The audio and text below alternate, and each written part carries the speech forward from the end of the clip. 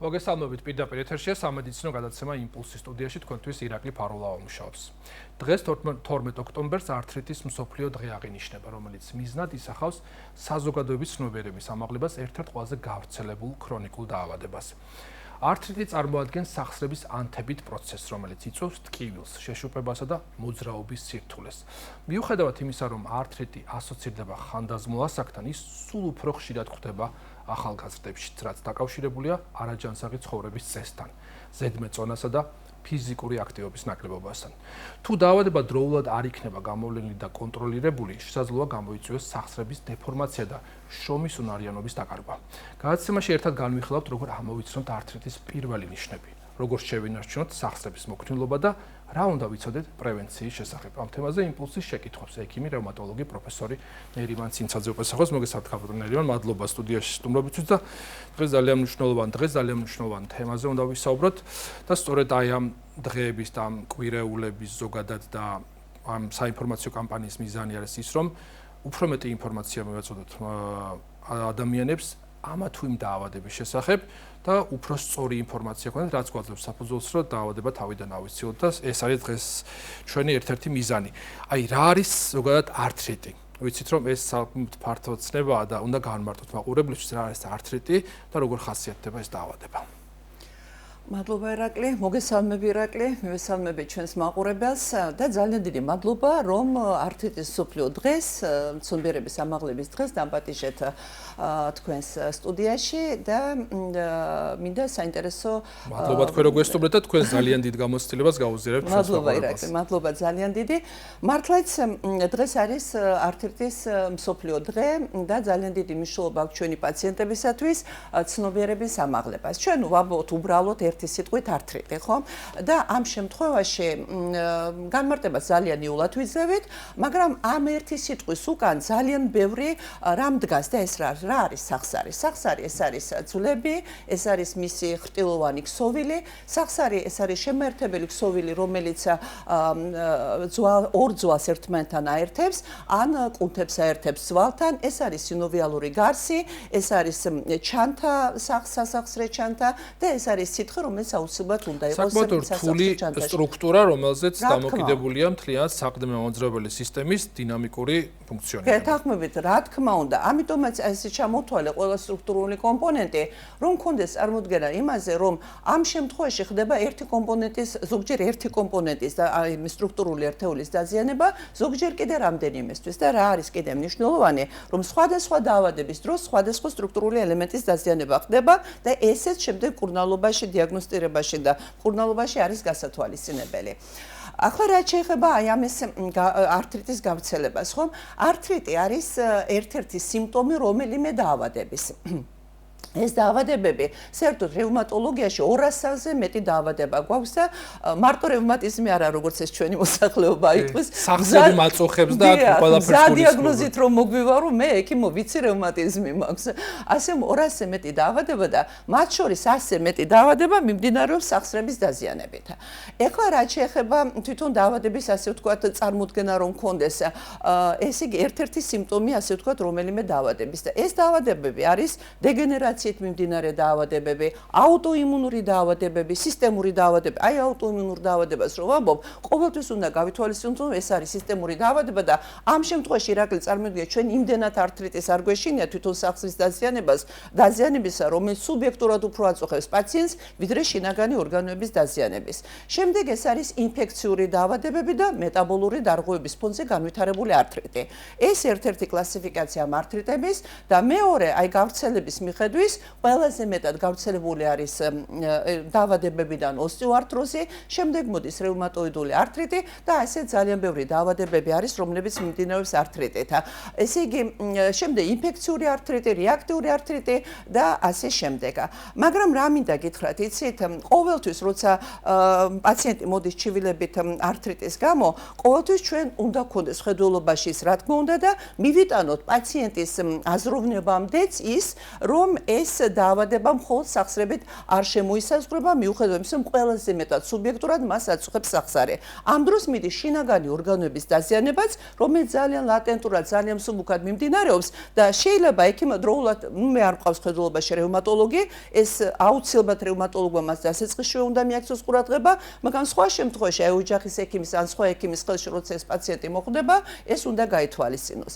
ეხლა რაც ნიშნავს ხანდაზმული აი ასაკობრივი ჯგუფიც მინდოდა მეკითხა, იმიტომ რომ როგორც წესი ხშირ შემთხვევაში გარკვეული ასაკობრივი ჯგუფის შემდეგ აღინიშნება ეს პრობლემები, თუმცა აღნიშნოთ რომ არსებობს ძალიან ბევრი მიზეზი, მულტიეტიოლოგიური დაავადება, რომელმაც შეიძლება გაუშვათ მექანიზმი ახალგაზრდა ასაკში. თქვენ ახსენეთ საუბრობთ დროს აუტოიმუნური, შეიძლება ბევრი მაყურებლისთვის უცხო იყოს, მაგრამ ეს როდესაც ორგანიზმი საკუთარი ორგანოების წინააღმდეგ იწყებს მოქმედებას, გამოდის მწყობრიდან და იწყებს საკუთარი ქსოვილების დაზიანებას და ეს პროცესი შეიძლება რაღაც ინფექციური დაავადების ან ძალიან ახალგაზრდა ასაკში შეხვდეს და უცებ ადამიანს, რომელსაც არ აწუხებდა პრობლემა, აღმოაჩნდეს ეს პრობლემა და ეს ნიშნავს, რომ სახსრების პრობლემა ამის მიღმა შეიძლება კიდევ უფრო მეტი სისტემური დაავადება იმალებოდეს. აი რა ასაკობრივი ჯგუფია მაინც თქვენი პაციენტების კი, აუცილებლად ყურადღება მისაქცევია და მადლობა რომ ამაზე გაამახვილეთ ყურადღება. ეს არის ასეთი არასწორი მითი ვთქვათ, რომ ართრიტი არის მხოლოდ ხანდაზმულ ასაკში. არ არის ასე. ართრიტი არის ბავშვობიდან დაწყებული ხანდაზმულ ნებისმიერ ასაკში ეს არსებობს. და აქ გავრცელებაზე მინდა ვთქვა და მე დაუბრუნდები ისევ ასაკს, რომ გავრცელებულ პათოლოგიებს მიეკუთვნება ძალიან ართრიტი. პირველ რიგში წინ გამოდის ამერიკა, გამოდის ჩინეთი და გამოდის ინდოეთი, ხომ? ეხლა იმის მიხედვით, რომ რა კვლევები ჩატარდა, რამდენი ხნის განმავლობაში ჩატარდა, აი ამიტომ გვაქვს ეს მონაცემები ამ ქვეყანაში უფრო დახვეწილი. მაგრამ არის ქვეყნები, სადაც კვლევები არ მიმდინარეობს და ამიტომაც მონაცემები ნაკლები გვაქვს საქართველოს მინდა ვთქვა ამის თაობაზე.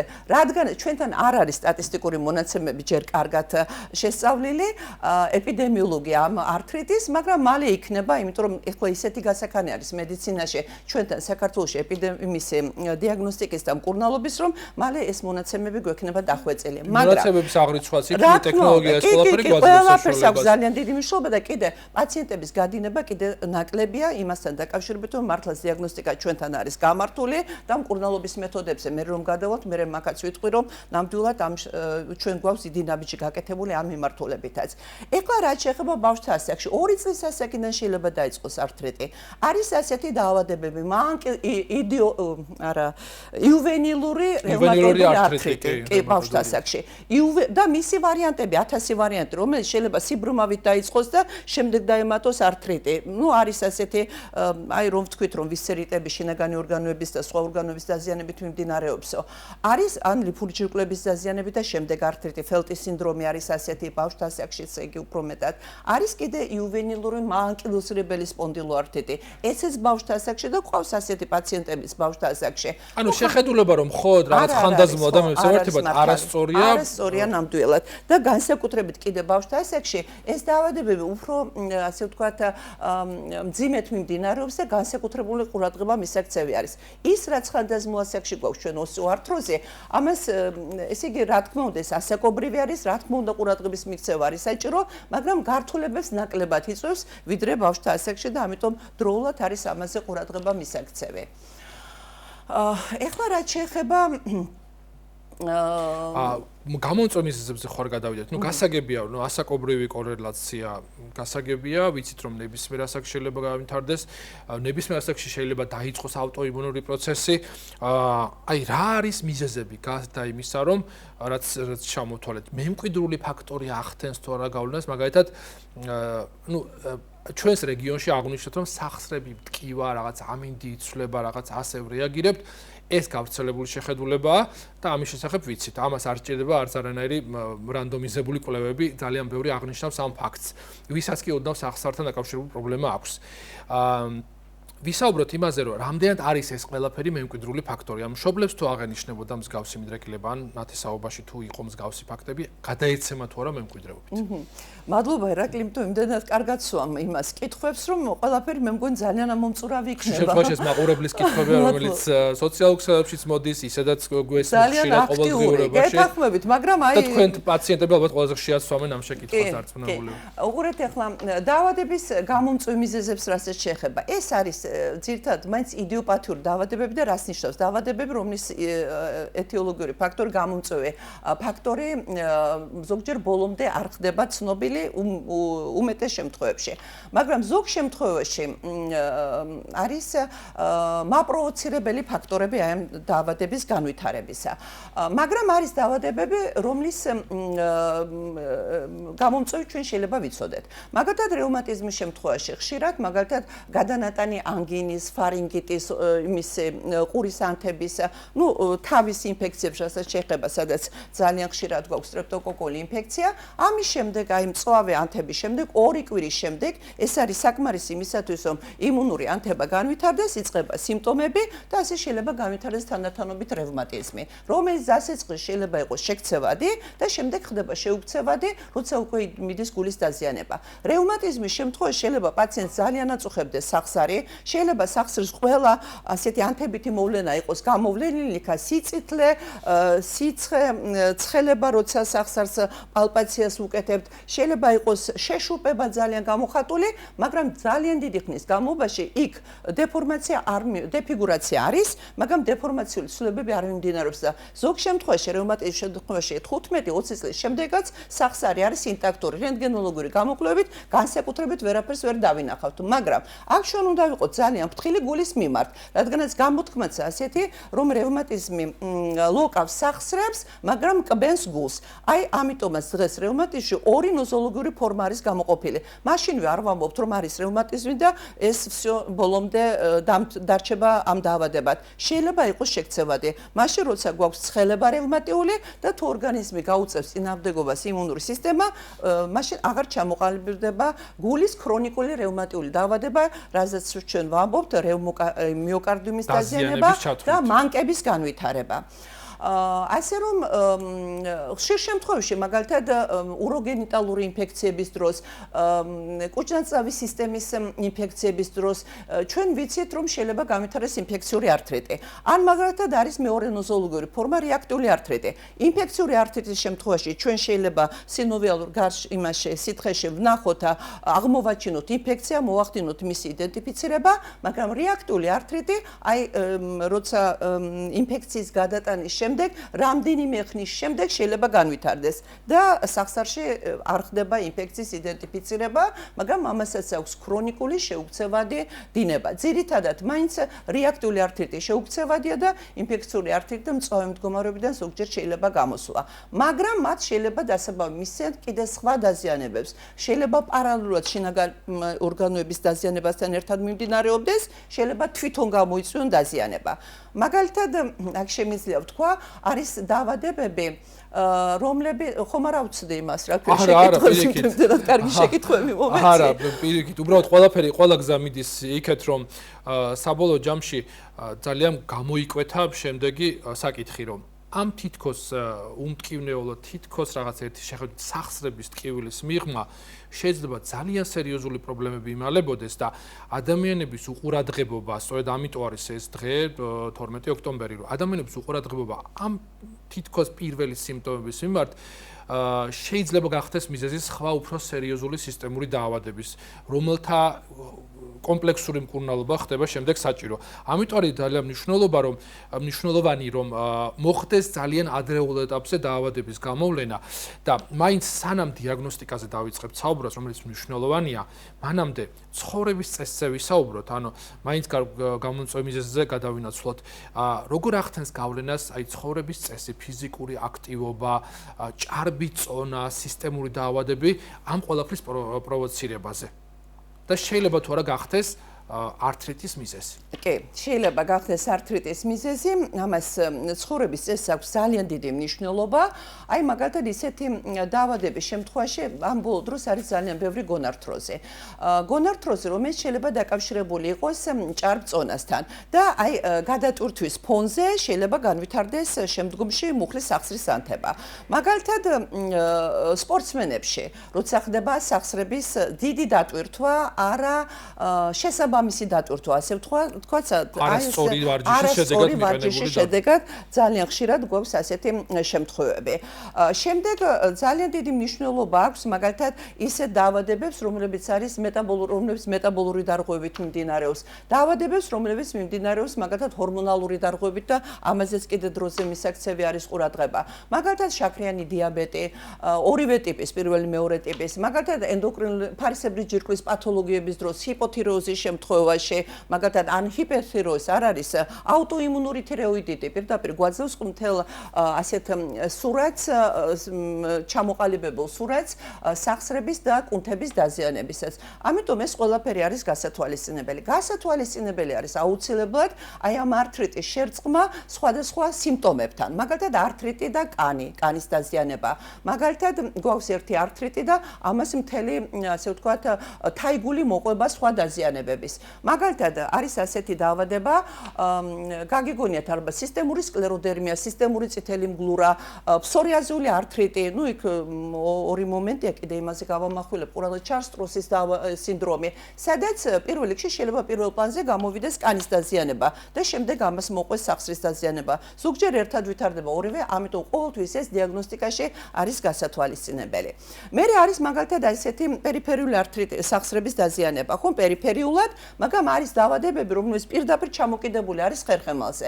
ესეც არის გასათვალისწინებელი. მაგალითად ძალიან ხშირ შემთხვევაში იყო ასეთი დიაგნოსტიკური შეცდომები, რომ დიდი ხნის განმავლობაში მაგალითად პაციენტს კურნალობდნენ დიაგნოზით, მაგალითად კრონის დაავადება არის ასეთი კუჭნაწყლის სისტემის დაავადება, ან ტერმინალური ლეიტი, არასპეციფიური წყლოვანი კოლიტი, ну მსგავსი კრონის დაავადების, მაგრამ ცოტა სხვანაირი და მკურნალობდნენ და დისბაქტერიოზის სურათით შეიძლება მიმდინარეობდეს ეს, როცა მსუბუქად მიმდინარეობს, იმ შემთხვევაში, როცა სახსრებს აზიანებს, ეს დაავადებები ძალიან მსუბუქად მიმდინარეობს და შეიძლება ამ შემთხვევაში იყოს დიაგნოსტიკური შეცდომა. მიხვდით, როგორც კი ვიწყებთ მკურნალობას ჩვენ მაგალითად აი ამ სახსრებისა, მანკილოსრებელი სპონდილოარტრიტი ამ შემთხვევაში შეიძლება იყოს პარალელურად კი არა, ერთად მიმდინარე, მაშინვე ჩაწყობა კუჭნაწყლის სისტემა. ასევე არის დაავადება უვეიტი. ხშირ შემთხვევაში თვალის დაზიანებით პაციენტი ვერ აკეთებს კორელაციას ამ ორ მდგომარეობას შორის. მკურნალობს უვეიტზე, ამ დროს სახსრები აწუხებს, შეიძლება ძალიან მნიშვნელოვნად არა. ან მაგალითად არიან პაციენტები, რომლებიც ამ პაციენტებს ვეძახი, მიასეთებს ეს ძალიან ცუდი მეგი არა, ქვია, მიდგომარის თავის მიმართ. პარალელურად სახსრებიც არის დაზიანებული და აქაც კი როგორც ვიწყებთ ჩვენ მკურნალობას, უვეიტის სიმპტომებიც მეტნაკლებად ლაგდება. ფსორიაზის შემთხვევაში 30% შემთხვევაში მძიმე ფსორიაზული arthritis ვითარდება. არის ტერმინი ასეთ რევმატოლოგიაში, იგი რა ქვია, დამახინჯებული სახსრები. arthritis mutilans დასახიჩრებული, ხო. და აი ამ კატეგორიას მიეკუთვნება ფსორიაზული arthritis. ისევე როგორც რევმატოიდული arthritis დროს ხდება იმდენად დასახიჩრება სახსრების, რომ პაციენტმა შეიძლება ჭიქავე რა იყოს ხელში, კალმის ხელში აღებაზე კიდე ლაპარაკი ზედმეტია, ასევე შეიძლება ამ ფსორიაზული arthritis. ესე იგი, საკმაოდ ბევრი სისტემური პრობლემის წინაშე ვდგებით, როდესაც arthritis-ია საუბარი. შეიძლება ნაწილი დაავადებისა გახდეს გამომწვევი, გამშვები arthritis, ან arthritis გახდეს სხვა დაავადებების გამშვები. ძალიან დიდი კავშირია. საბოლოო ჯამში ეს ყველაფერი რომ გამოირიცხოს, ვდგებით აუცილებლად წინაშე, რომ დიაგნოსტირება მოხდეს დაავადების. თანამედროვე რეალობაში გვაქვს ესეთი მოცემულობა, ადრე თუ პირობითად დიაგნოსტიკის სირთულე იყო და გარკვეულწილად ტექნოლოგიური, ინოვაციური მიდგომები არ გვაძლევდა ამა თუ იმ დაავადების ზუსტი დიაგნოსტიკის საშუალებას. დღეს მედიცინა იმდენად განვითარდა, რომ პრაქტიკულად საწყის ეტაპზე ჩანასახშივე შეუძლია ამა თუ იმ დაავადების დიაგნოსტიკა. თან პრაქტიკულად ექიმის მონაწილეობის გარეშე უმრავლეს შემთხვევაში ავტომატურად ხელოვნური ინტელექტი, თანამედროვე ტექნოლოგიით და ასე შემდეგ. მაგრამ დავდექით მეორე უკიდურესობის წინაშე, როდესაც ადამიანები უბრალოდ არ მიდიან, არ მიმართავენ და დაგვიანებული მიმართავენ ექიმს და დაგვიანებულად ხდება დაავადების გამოვლენა. აი როგორია დღევანდელ რეალობაში ართრიტის დიაგნოსტიკა? შეეხო თუ არა ის ცვლილებები, რაც ზოგადად მედიცინაში ხდება და ამდენად ადვილია ამ ყველა მდგომარეობის გამორიცხვა და ზუსტი მკურნალობა? ირაკლი, თქვი ასეთი ძალიან კარგი რაღაცა, რომ ზოგ შემთხვევაში დიაგნოზდას მე დასაწყისშივე ხდება ადრეული დიაგნოსტიკა, ჩანასახშივე, იმდენად ფართე კლინიკური სურათი გვაქვს დამახასიათებელი, მაგრამ რევმატოლოგიაში არის კიდე ასეთი ტერმინი სავარაუდო დიაგნოზი. ეს არ ვიცი ახლა სხვა შინაგანი სილვების სხვა დარგებში მე არ გამიგონია, ძალიან ხშირ შემთხვევაში შეიძლება დაავადება რომელიმე ერთი სიმპტომით დაიწყოს, მიმდინარეობდეს მსუბუქად და რამდენიმე წლის შემდეგ გამოვლინდეს სხვა სიმპტომი. ამიტომ დასაწყისშივე ექიმი უნდა იყოს ძალიან ფრთხილი. და მინახია ძალიან ხშირად, რომ ძალიან დიდ კონგრესებზე, სადაც მართლა რევმატოლოგიის ვარსკვლავები გამოდიან, გამოაქვს ძალიან საინტერესო შემთხვევები, მაგრამ ზოგჯერ ის სავარაუდო დიაგნოზი სავარაუდო დიაგნოზად რჩება, იმიტომ რომ საჭირო არის ადამიანის ორგანიზმზე დაკვირვება, თვითონ იმუნური სისტემის მდგომარეობაზე, როგორ მოიქცევა ეს იმუნური სისტემა. ამიტომაც ერთი სიმპტომი არის და ფრთხილად უნდა ვიყოთ, რომ შემდგომში როგორ განვითარდება. დიაგნოსტიკის მიხედვით მართლაც დიდი შესაძლებლობები გვაქვს დღეს ჩვენ და ამიტომ დროულად თუ მიმართავს პაციენტი ექიმს, დღეს არის არა მარტო კლინიკური ანალიზის, რაც მიჩვეული ვიყავით, სისხლის საერთო ანალიზი, ცერეაქტიული ცილა, ჯვარების ეპოქა უკვე დამთავრდა და უკვე რაოდენობრივად გვაქვს მონაცემები და გვაქვს იმუნოლოგიური ტესტები, სადაც 90% შემთხვევაში და თუ ეს დადებითი არის იმუნოლოგიური ტესტი, მაგალითად რევმატოიდული არტრიტის შემთხვევაში არის ანტიციტრულინური, ანტისხეულების სისტემური სკლეროზში, ანტინუკლეარული ანტისხეულები, 80% შემთხვევაში გვაქვს უკვე დადასტურებული დიაგნოზი. მაგრამ არის შემთხვევები, როცა ეს იმუნოლოგიური ტესტები არის უარყოფითი, მაგრამ ეს იმას არ ნიშნავს, რომ ეს დაავადება რა თქმა უნდა და ჭირდება დაკვირვება. და ეს ყველა შესაძლებლობა ჩვენთან არის. სტანდარტი არ არსებობს ამ მიმართულებით, როგორც თუნდაც ამაზე ბევრ სხვა მიმართულებაში, რომელიც ზუსტად ამბობს დიაგნოზს. ამ შემთხვევაში საჭიროა კომპლექსური მიდგომა და ერთი მეთოდის გამორიცხვა, მეორე მეთოდის და ასე შემდეგ უნდა მიდგეს თანმიმდევრულად პროცესი. ხო, ხშირად ხდება ასე, მაგრამ ზოგჯერაც ხდება, რომ აი ჩავატარებთ ანალიზებს და პირდაპირ გვაქვს ის მონაცემები, რომ მაშინვე დავსვათ დიაგნოზი. ამიტომ როცა ეს იმუნოლოგიური ტესტები გვაქვს დადებითი, ჩვენთვის უფრო იოლი არის უკვე და კარგი შემთხვევაა და დადებითი პასუხია ამ შემთხვევაში როგორია უკვე მკურნალობის სტრატეგია დღევანდელ რეალობაში, ანუ რა შედეგს გვაძლევს მკურნალობა, შეიძლება თუ არა ვთქვათ, რომ დღეს თუ სწორად მოხდება დიაგნოსტირება, თუ სწორად მოხდება სამკურნალო სტრატეგიის შერჩევა და პაციენტიც გაითვალისწინებს რეკომენდაციებს და ეყოფა გამძლეობა, რომ ბოლომდე შეინარჩუნოს ეს პროცესი, იმიტომ რომ ეს ძალიან მნიშვნელოვანი ფაქტორია ხშირ შემთხვევაში შეწყვეტილი მკურნალობის გამო, არის თუ არა საბოლოო განკურნების ალბათობა ართრიტის. ესე იგი, უყურეთ, ძალიან დიდი მნიშვნელობა აქვს ადრეულ დიაგნოსტიკას, რომ მოხდეს ადრეული მკურნალობის დაწყება. აი, ადრეული მკურნალობის დაწყებისათვის საჭირო არის ადრეული დიაგნოსტიკა, ხო? და პირდაპირ შემდეგზე გადავდივარ, რომ არსებობს თუ არა დღეს ჩვენ შეგვიძლია რევმატულ პაციენტებში ყველა რევმატულ აუტოიმუნური დაავადების დროს მივაღწიოთ რემისიას, დაავადების დიდი ხნის განმავლობაში რემისიას. ეს ნიშნავს, რომ დაავადება გავაჩეროთ. ამას უკვე რევმატოლოგიაში უდიდესი მნიშვნელობა აქვს, იმიტომ რომ შინაგანი ორგანოები არ ზიანდება, სახსრების შემდგომი დაზიანება აღარ მიმდინარეობს და თუ ჩვენ ამ პრეპარატებზე მე ვილაპარაკებ, მაგრამ არის კიდე ერთი ტერმინი გამოჩნდა, საერთოდ შეუქცევა დაავადებებად ითვლებოდა რევმატიული დაავადებები და ჩვენ გვიხაროდა ის, რომ ვაღწევდით დიდ რემისიას, მაგრამ ეხლა ზოგიერთი დაავადების შემთხვევაში გამოჩნდა ტერმინი განკურნება. ძალიან ფრთხილად გამოჩნდა ეს ტერმინი, მაგრამ მე იმედი მაქვს, რომ ეს ასეც იქნება. იმიტომ რომ ჯერ კვლევები არის ძალიან მცირე ამ განკურნებაზე, მაგრამ მალე იქნება. ეხლა რა გვაძლევს ჩვენ ამის შესაძლებლობას? საფუძველს გვაძლევს ის, რომ საერთოდ რევმატოლოგიაში პრეპარატები, რომლებიც გამოიყენება, ამ პრეპარატებს ვიყენებთ დიდი ხნის განმავლობაში, თვეობით და წლობით ვიყენებთ ამ პრეპარატებს. პირდაპირ არის ჩამონათვალი ამ პრეპარატებში, არასტეროიდული ანთების საწინააღმდეგო იგივე ტკივილი გამაყუჩებელი, ასევე ინგლისური ტერმინი აქვს ძალიან კარგი, ხო? მერე ჰორმონები, გლუკოკორტიკოსტეროიდები, შემდეგ მოდის იმუნოდეპრესანტები, რომლებიც მთლიანად იმუნურ სისტემაზე მოქმედებს, არა იმ კომპონენტებზე, რომლებიც არის გააქტიურებული, არამედ მთლიანად ადამიანის იმუნურ სისტემაზე. რამდენადაც დადებითი თვისებები გაჩნია, იმდენად უარყოფითი რეაქციაც. და აი ჩვენი სიამაყე რაც არის, ეს არის ბიოლოგიური მედიკამენტები.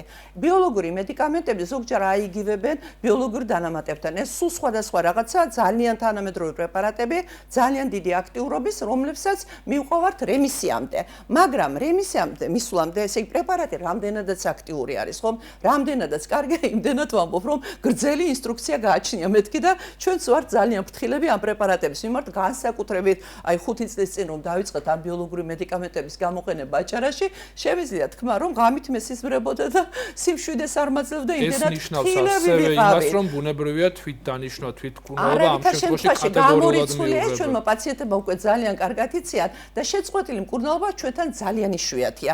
აი ის დუეტი რომ ჩამოყალიბდა ექიმი პაციენტი, ჩამოყალიბა ამ ბიოლოგიურმა მედიკამენტებმა. უბრალოდ მე იმის თქმა მინდა რომ ჩვენ ვიყავით ექიმები ფრთხილები და მე ამით ამაყი ვარ, არა მარტო მე, არამედ მთელი ჩვენი გუნდი რევმატოლოგები ერთმანეთს უზიარებდით რომ აი სადღაც რაღაცა, მაგრამ ძალიან ბევრი პაციენტი ყავს დღეს ბიოლოგიური მედიკამენტებით კურნალობის პროგრამაში და ყველა მდგომარეობა თითქმის მიმდინარეობს კარგად. რამდენიმე შემთხვევა იყო რაღაც ცოტა პატარა გართულების იქ ინფექციის გამწვევა და რაღაცა ასეთი, ყოველ შემთხვევაში სერიოზული პრობლემები ჩვენთვის არ შეუქმნია. და დღეს ჩვენ აი ამ პროგრამების საშუალებით არ არის უმწეო პაციენტი. ჩვენ პაციენტს შეგვიძლია თვალებს შევხედოთ, იმიტომ ძალიან რთული იყო ექიმისთვის რომ სადღაც არსებობს ეს მედიკამენტები ძვირად ღირებული, აი ვუსვამ ხას მართლა ძალიან ძვირად ღირებულია და ჩვენ ამას პაციენტებს ვერ უნიშნავთ, იმიტომ რომ ფიზიკურად ერთეული პაციენტები იყვნენ, რომელსაც შეეძლოთ ამ პრეპარატების გამოყენება.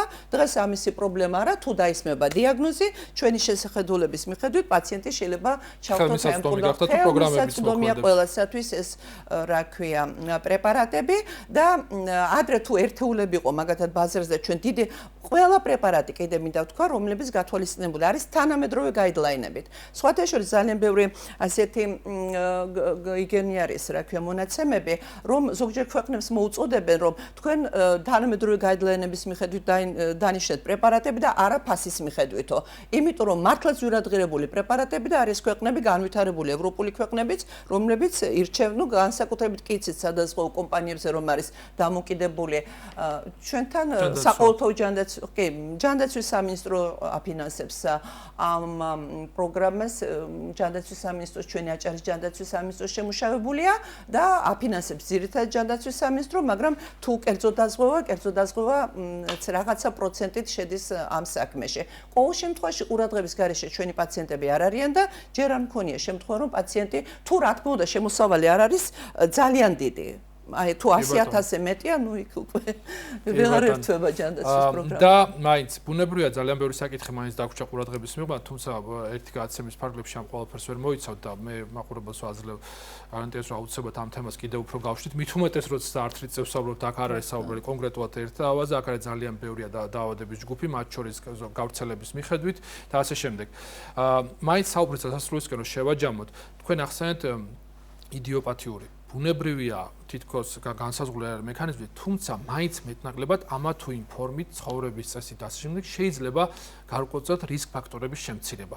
აი რას ურჩევთ ჩვენს მაყურებელს, როგორ შეიძლება ართრიტის პრევენცია? რა უნდა გავაკეთოთ იმისთვის, რომ რეალურად ამ პრობლემის წინაშე არ დავდგეთ იმ ასაკში, როცა ყველაზე ხშირად ეს პრობლემა დგება.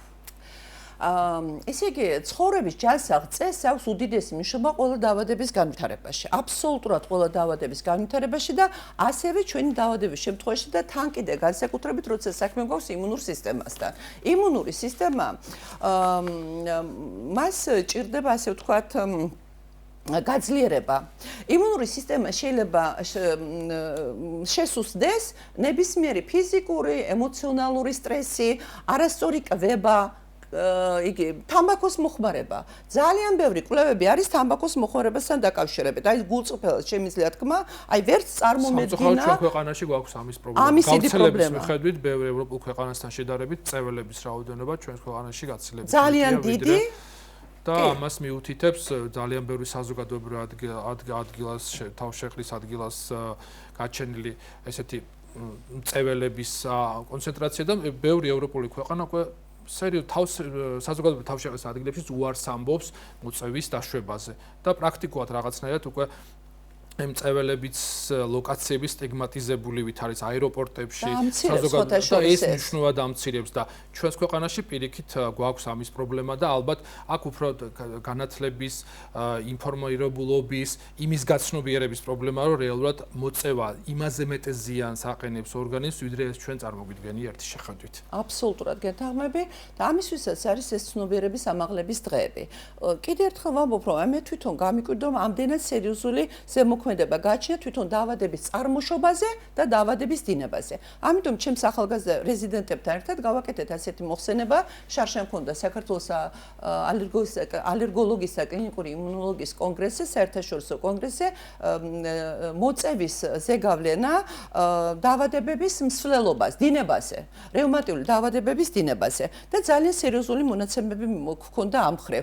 ასე რომ ამ ჩვენ მონაცემებს, ამ ჩვენს პაციენტებსაც ვაცნობთ, ნუ ცოტა პაციენტებთან კი გვიწევს ჭიდილი ამ მხრივ, მაგრამ მე ვარწმუნებ და ძირითადად მაინც გვეთანხმებიან და მოგყვებიან და ოღონდ ლაპარაკი უნდა და ამიტომ ეს ცნობიერების ამაღლების დღეები ძალიან მნიშვნელოვანია. ერთ კარგ რაღაცას ვიტყვი კიდე, ეხლა გამახსენდა და მართლა ორშაბათს დავარეგისტრირებთ ამ ამბავს. დასავლეთ საქართველოს ცნობიერების ამაღლების საზოგადოება შექმნეს ჩემმა ახალგაზრდა ექიმებმა, რევმატოლოგებმა, რომელშიც ჩართული ყავს არა მარტო ეს აჭარის დამფუძნებლები არიან აჭარის რევმატოლოგები, ახალგაზრდები ჩვენი და შემდეგ ფოთი, ზუგდიდი და ძალიან კარგი შემადგენლობა არის და აი ამ მიმართულებით ისინი იმუშავებენ. გავაკეთებთ ერთ კარგ დიდ შეხვედრას პაციენტებთან ერთად, გახსნას პრეზენტაციას ცნობიერების ამაღლების საზოგადოება დაარქვეს მე მგონი და დაგპატიჟებთ ტელევიზიასაც. ძალიან დიდი მადლობა. სად თუ არა იმპულსში, როდის თუ არა 12 ოქტომბერს უნდა გამოცხადებულიყო, უნდა გამოცხადებულიყო ეს მნიშვნელოვანი სიაღლე და ძალიან მნიშვნელოვანი. არა მარტო 12 ოქტომბერს, არამედ ყოველ დღე აბსოლუტურად უნდა ვისაუბროთ ამ თემაზე, ამ პრობლემაზე და იმ გამომწვევ მიზეზებზე, რომელიც რეალურად იწვევს ამ სერიოზულ პრობლემას, რომელიცაც ასაკი არ აქვს. დიდი მადლობა ქალბატონებმა საინტერესო რჩევებისთვის, რეკომენდაციებისთვის, ინიციატივისთვის, რომელიც უკვე გააჟღერეთ ჩვენთან. დაგემშვიდობებთ, წარმატებებს გისურვებთ. მაყურებელს კი შევახსენებ, რომ იმპულსის კითხვებს ექიმი, რევმატოლოგი, პროფესორი ნერიმან წინცაძე პასუხობდა. ამეთქი ჩვენი გადაცემა დასასრულს მივახოთ მომავალ შეხვედრამდე.